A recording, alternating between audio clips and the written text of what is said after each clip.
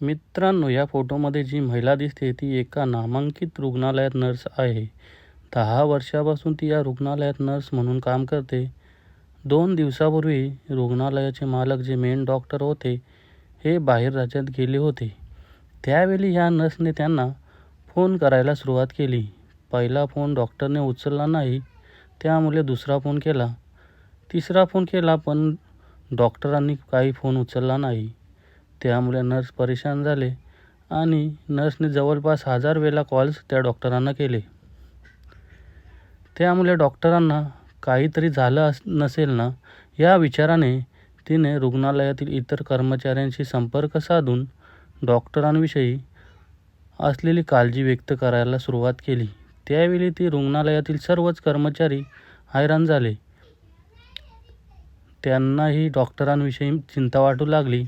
हे सुरू असतानाच रुग्णालयामध्ये पोलीस कर्मचाऱ्यांचा प्रवेश होतो. रुग्णालयात आलेल्या पोलिसांना पाहून सर्वच कर्मचारी घाबरून जातात. पोलिसांनी रुग्णालयात प्रवेश करताच त्यांनी प्रत्येक कर्मचाऱ्याशी चौकशी करायला सुरुवात केली. तेव्हा त्या 12,000 पगारवाल्या नर्सकडे विचारपूस करण्यासाठी जेव्हा पोलीस पोहोचले तेव्हा ती घाबरून गेली. त्याच वेळी महिला डॉक्टरने त्या नर्सला पकडलं आणि रुग्णालयाच्या बाहेर आणलं. पोलिसांनी गाडीत बसवली आणि थेट पोलीस ठाण्यात आणून तिची जेव्हा विचारपूस करायला सुरुवात केली तेव्हा तिच्या 10 वर्षाचा केलेल्या कारनाम्याचा संपूर्ण भांडाफोड या ठिकाणी पोलिसांनी केला. 12,000 पगार असलेल्या नर्सची मालमत्तेची ज्यावेळेस तपशील पोलिसांनी काढला त्यावेळेस ते देखील हैराण झाले. मग या नर्सकडे एवढी संपत्ती आली कुठून आणि कशी आली तेच आपल्याला या व्हिडिओच्या माध्यमातून जाणून घ्यायचं आहे. नमस्कार, मी सचिन पोपे आणि तुम्ही पाहत आहात सचिन पोपे क्राईम टॉक्स. मित्रांनो, राजस्थान राज्यातील बाडमेर येथे डॉक्टर कमलाकर नावाचे एक सुप्रसिद्ध डॉक्टर आहेत. गेल्या 35 वर्षापासून त्यांनी या परिसरात त्यांचं रुग्णालय उभा केलेलं आहे. राज्यभरातून अनेक रुग्ण त्यांच्याकडे उपचारासाठी येतात. मोठ्या प्रमाणात रुग्ण येत असल्यामुळे रुग्णालयात स्टाफ देखील मोठ्या प्रमाणात ठेवण्यात आलेला आहे. आता रुग्णांना कोणत्याही प्रकारची अडचण होऊ नये म्हणून डॉक्टरांनी रुग्णालयात जवळपास 4 मजली बिल्डिंग उभी केलेली आहे. 3 मजल्यावर रुग्णालय आणि डॉक्टरांनी त्यांची प्रायव्हेट रूमही 4थ्या मजल्यावर बनवलेली आहे. डॉक्टर हे रुग्णांच्या काळजीसाठी कधी घरी तर कधी रुग्णालयाच्या 4थ्या मजल्यावरती राहायचे. अनेक वर्षापासून सुरू असलेल्या या रुग्णालयात जेवढ्या प्रमाणात पुरुष कर्मचारी होते तेवढ्याच प्रमाणात महिला नर्स म्हणून काम करत होत्या. प्रत्येकाच्या कामानुसार प्रत्येकाला पगार दिला जात होता.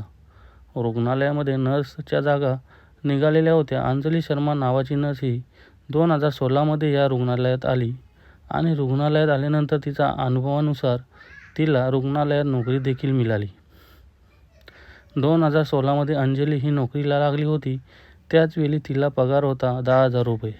त्या पगारामध्ये अंजली ती काम करण्यास तयार झाली.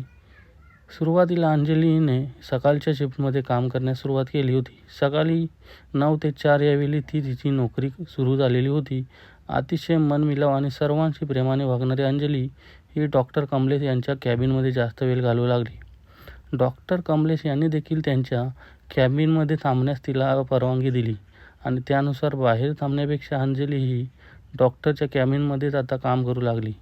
कमी कालावधीतच अंजली हिने डॉक्टर कमलेश यांचा विश्वास संपादन करायला सुरुवात केली आणि 2 वर्षातच डॉक्टरने अंजलीच्या पगारामध्ये 1000 रुपयांची घसघशीत वाढ केली.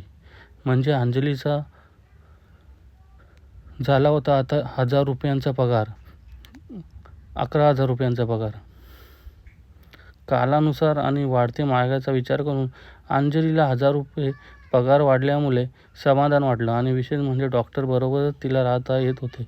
2-3 वर्षाचा कालावधी निघून गेल्यानंतर अंजलीच्या कानावर एक गोष्ट आली की रात्रीची ड्युटी केली तर अजून 1000 रुपये तुला वाढून भेटतील.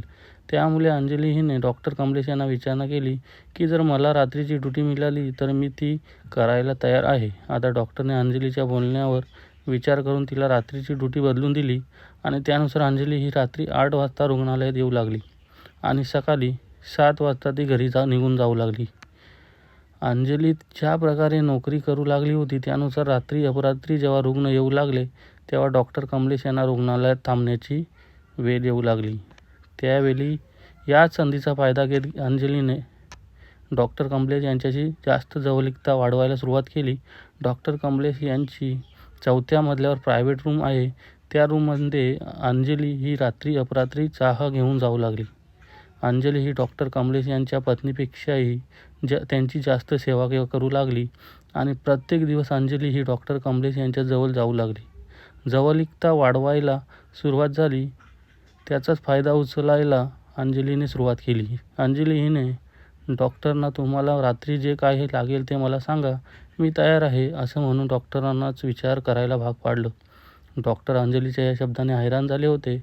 अंजलीचा बोलण्याचा नेमका अर्थ काय या विचाराने त्यांना झोप लागली नाही. त्यावेळी अंजलीला दुसऱ्या दिवशी जेव्हा डॉक्टरने कॅबिनमध्ये बोलून घेतलं तेव्हा अंजलीने तिचे उग्र रूप दाखवायला सुरुवात केली. मी या रुग्णालयाची नर्स आहे, रात्रीची ड्युटी करते. तुम्ही मला तुमच्या प्रायव्हेट रूममध्ये बोलून घेता आणि माझ्याबरोबर काय काय करता हे जर मी सर्वांना सांगितलं तर तुमचे रुग्णालय आणि तुमची प्रतिष्ठा मातीत मिसळून जाईल. तुम्हाला रस्त्यावर यायला उशीर लागणार नाही. अशा प्रकारच्या शब्दाने ज्यावेळेस अंजली बोलत होती त्यावेळी डॉक्टर कमलेश सर तर हैराण झाले. काहीच न बोलता ते रात्रीची वाट पाहू लागले. रात्र झाल्यानंतर डॉक्टर कमलेश यांनी त्या अंजलीला त्यांच्या प्रायव्हेट रूममध्ये बोलून घेतलं. तुला माझ्याकडून काय पाहिजे? विनाकारण रुग्णालयाचं नाव बदनाम करू नको असं म्हणतात अंजलीने तिच्याकडे डॉक्टरांचे काही प्रायव्हेट फोटो होते ते त्यांना दाखवले. त्यावेळी डॉक्टर हैराण झाले आणि अंजलीला विचारले की तुला नेमकं पाहिजे काय?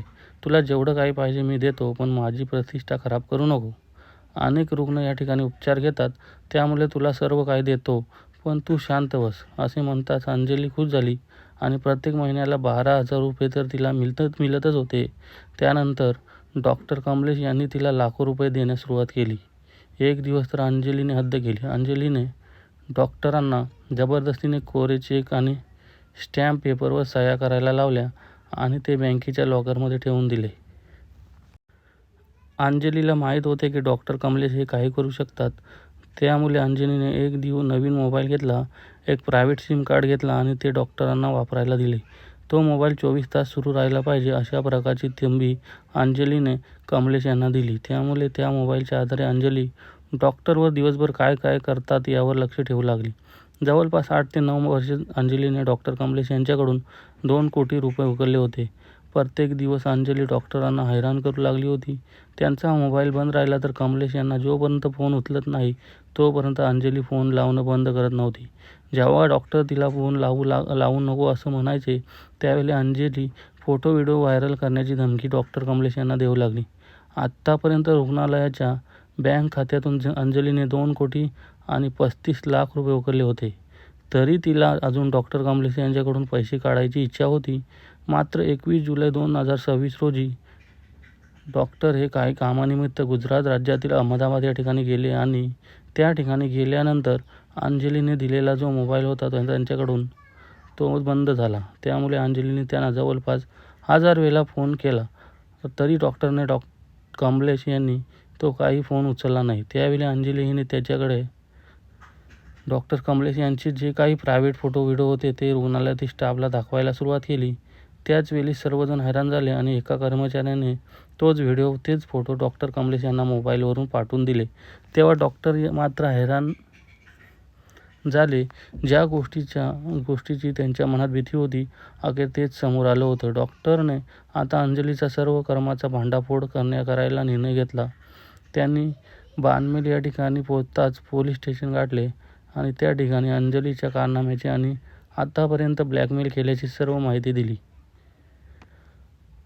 त्याचबरोबर 3 ते 4 एप्रिल 2025च्या रात्री अंजली ही डॉक्टरांच्या घराबाहेर झोपली आणि घरात घेण्याचा हट्ट धरू लागली.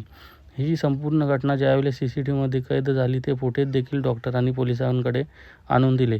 आता डॉक्टरने तक्रार दिल्यानंतर बेडमेरचे अतिरिक्त पोलीस अधिकारी नितेश आर्या यांनी तत्काळ रुग्णालयात धाड मारली आणि तिथले कर्मचाऱ्याची विचारपूस केली आणि अंजली हिला तत्काळ त्या ठिकाणी ताब्यात घेण्यात आले. पोलिसांनी अंजली हिला ताब्यात घेतले तेव्हा तिने सांगितले की माझ्याकडे माझ्यावर जेवढं काय आरोप झाले आहेत ते सर्व खोटे आहेत.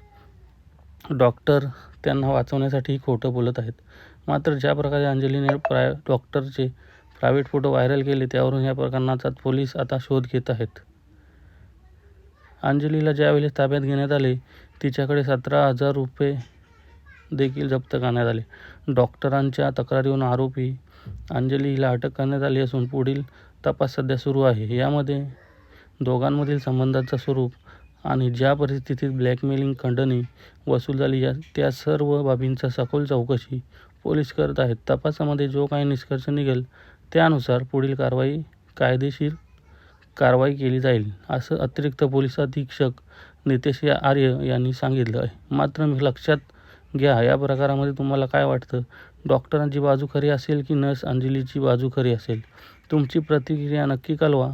ज्या पद्धतीने डिजिटल अरेस्ट केली जाते अगदी त्याच स्वरूपाचे हे प्रकरण आहे. यामध्ये आपण कोणालाही बदनाम करत नाही, पण अशा प्रकारापासून आपण सावध राहिलं पाहिजे. कारण सध्या सोशल मीडियाच्या माध्यमातून आयुष्यात वाद उठायला वेळ लागत नाही.